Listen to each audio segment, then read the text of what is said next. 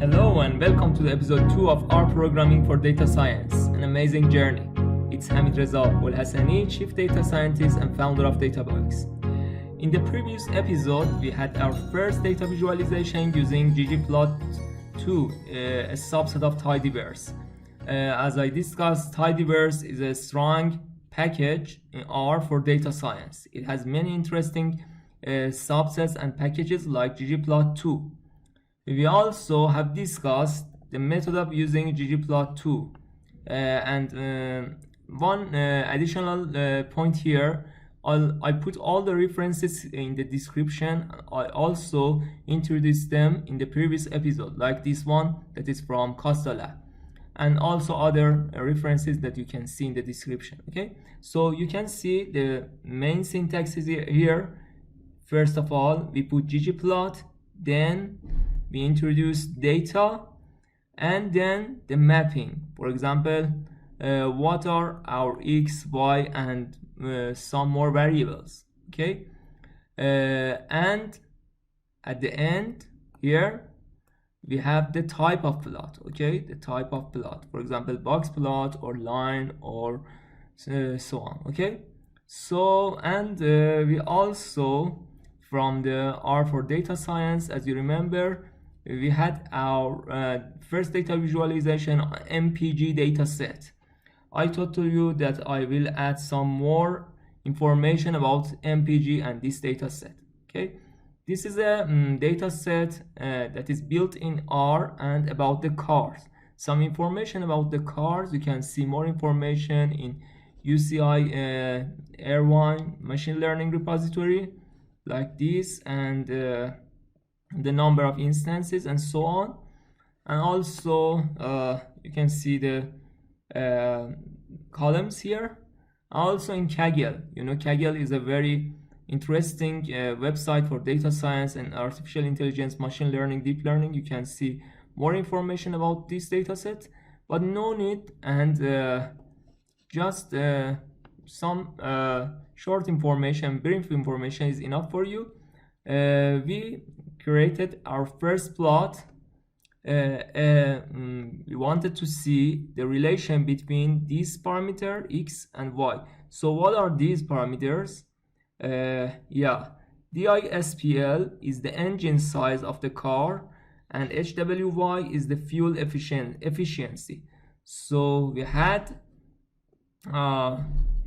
visualized this diagram for this data, and we can see that by increasing the you can see again here DISPL is engine size. Okay, so by increasing the engine size, the HWY, what was that, fuel efficiency, is decreased. You can see the engine size here is less, so the fuel efficiency is high, but by the increasing the engine size, the efficiency is also decreased.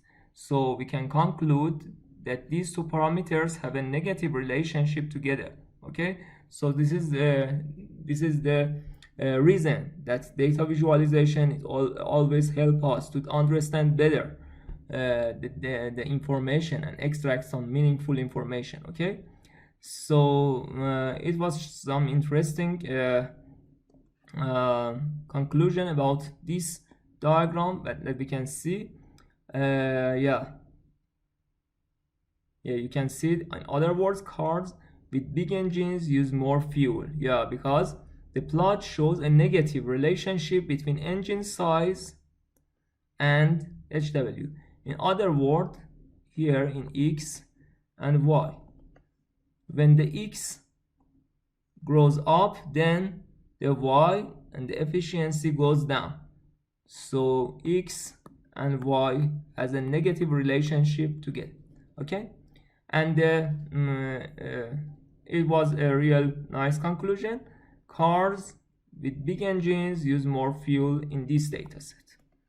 Okay, so one more explanation here is that, as you remember, we told that based on this reference, it put data here and mapping in the geom point, but no difference. You can also, as I mentioned here, based on the Costa Lab reference here, you can also put mapping in the ggplot. No difference. The result will be the same. Let's see. ggplot, then data equal to mpg. Then here, this time I put mapping here, the x and y. Okay, AES x equal to DISPL and y equal to HWY, and here we just define the type of plot geom point. Okay, so yeah, you can see that no difference between these two method of syntax and defining the visualization function. Okay, so here we can see also, but we have some more interesting tools here to extract more meaningful information and better visualization. Okay, here as you know, we have models of cars in this data set. Let's see here. Yeah, we have models of cars here. Yeah, you can see the model, yeah, the models of cars and also the manufacturer. So you can categorize them by models. So and the way of categorizing them can be by color. Okay, so we can say color equal to the model.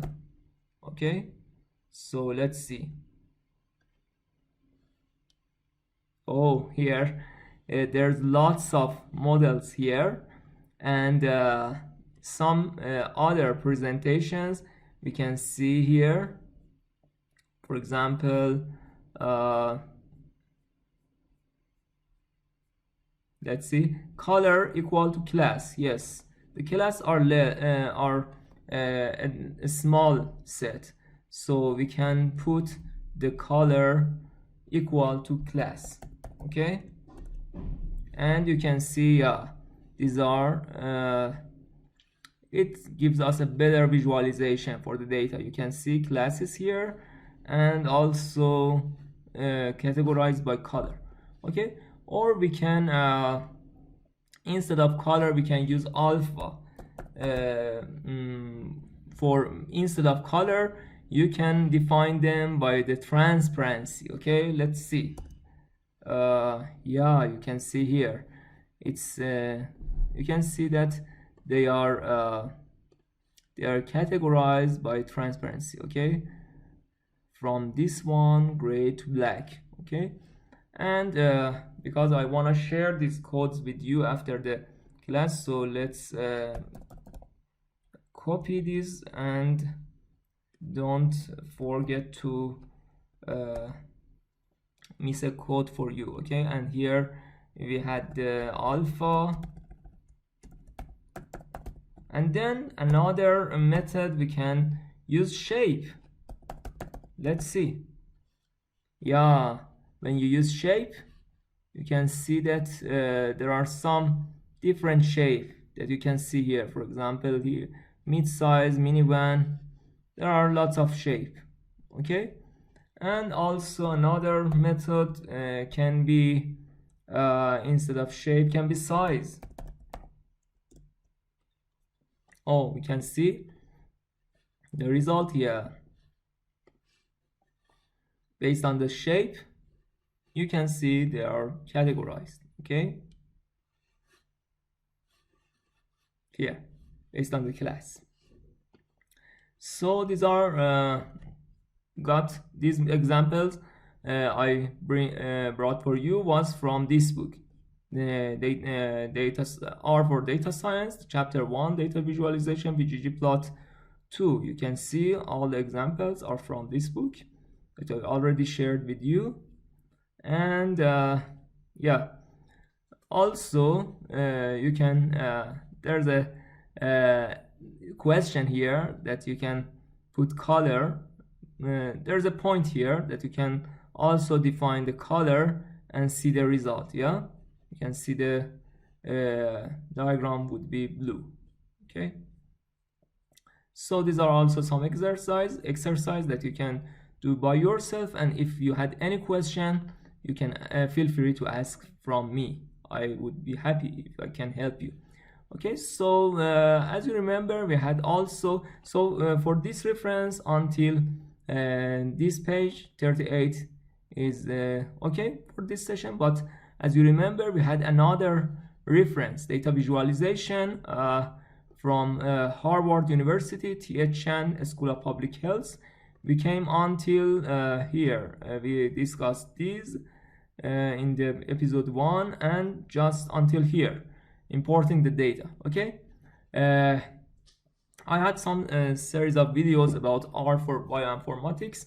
I had discussed all of these materials there, but here for the people who are not interested in bioinformatics and just are interested in R for data science, I repeat these materials. Okay, so in R, like Python and other programming language, we have a working directory. You can see the working directory by this command get wd, and you can see, yeah, this is the working directory. Hamid documents are for data science, and also in the files you can see here you can see go to working directory and also open in new terminal. We can see we can see open a new window, open folder in new window. Yeah, we can see the working directory, and we can run list.files to see the files under this working directory. Okay, so as long as you have put some files in the working directory, you can easily work with them and find them and do some operations on them. Okay, so the first important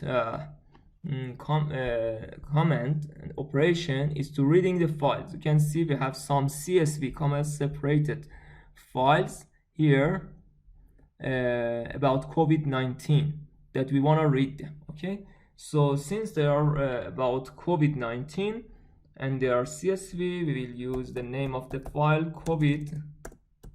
This is the name that we just choose.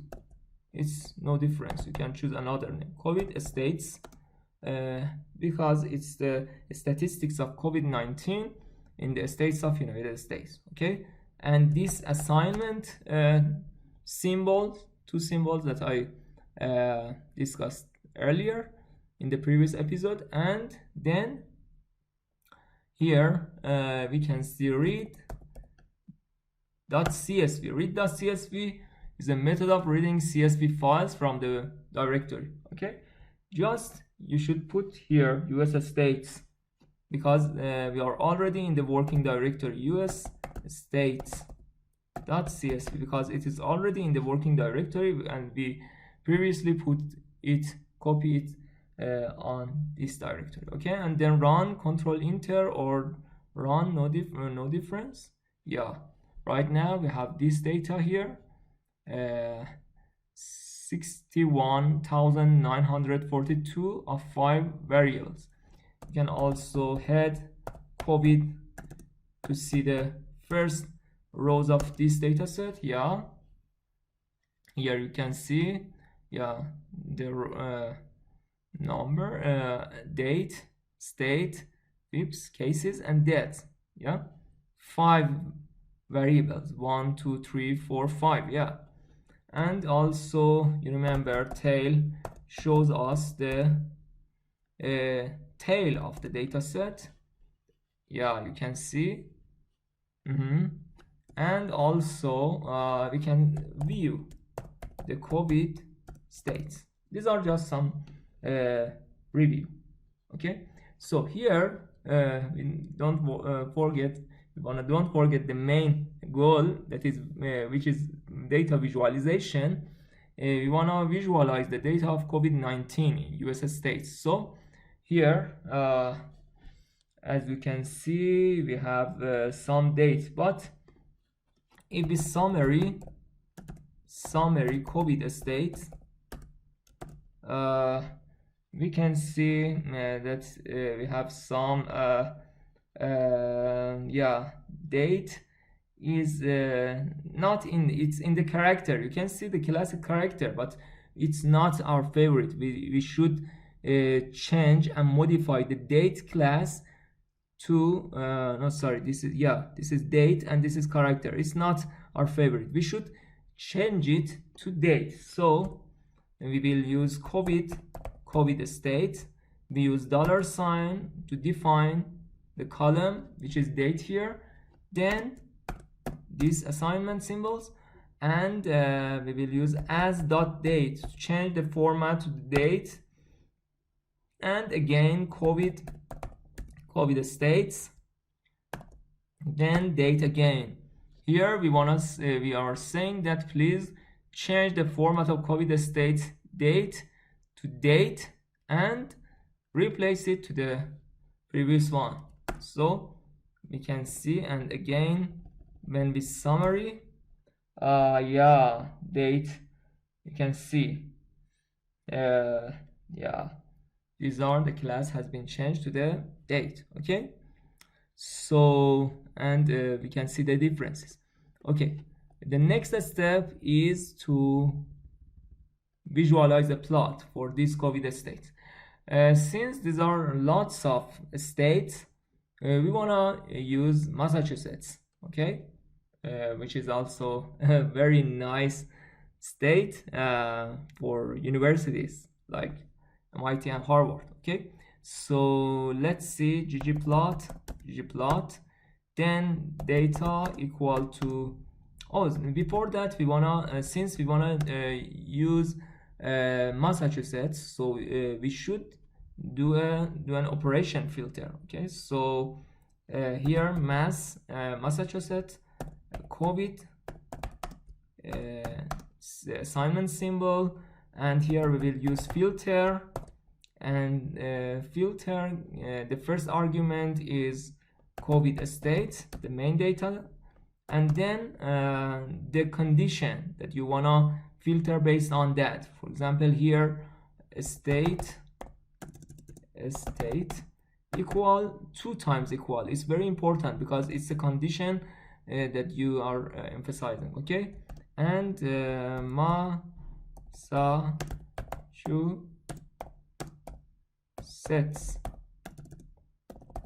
I hope that I write it correct. Okay, so yeah, it works fine.